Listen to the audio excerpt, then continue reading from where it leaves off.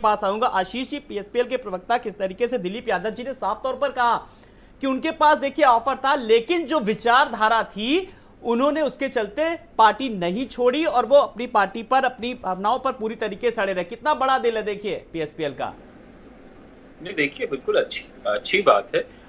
जिस भी विचारधारा में आप यकीन रखते हो और आपको उस विचारधारा में ही रहना चाहिए, उसी में अपना जो है जीवन यापन या फिर जो आपका राजनीतिक क्षेत्र है उसमें, उसी में आप जो है सरवाइव कर पाएंगे सबसे अच्छा।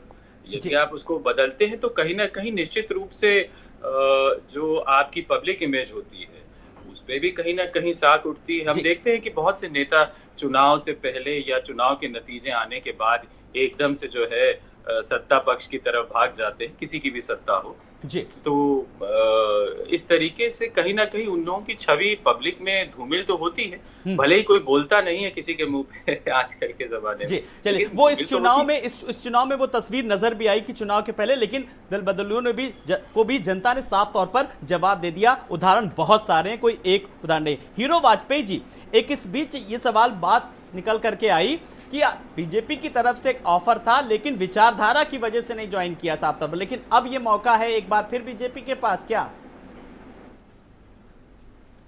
देखिए, समाजवादी पार्टी में दो आप परिवार मान लीजिए, एक मुलायम सिंह का परिवार और एक अखिलेश यादव का परिवार। और मुलायम सिंह जी 19 में भी आशीर्वाद दे चुके मोदी जी को कि आप दोबारा प्रधानमंत्री बने, और मोदी जी दोबारा प्रधानमंत्री बने। और मुझे लगता है मुलायम सिंह का परिवार धीरे धीरे भाजपा की तरफ आकर्षित होने लगा। अभी उनकी बहू ने ज्वाइन किया है। तो अब ये दो परिवारों के बीच में है कि वो अखिलेश यादव के साथ वो परिवार रहेगा या मुलायम सिंह का परिवार भाजपा और मोदी जी के साथ रहेगा। तो ये लड़ाई परिवारों के बीच में चलने लगी है। और मुझे लगता है मुलायम सिंह जी की बहू आई है, परिवार के और सदस्य भी, जिनको मोदी जी को प्रधानमंत्री बनाना है, जिनको मोदी जी में आस्था है, जिनको राष्ट्र में आस्था है, वो तमाम लोग इधर भी आ सकते हैं।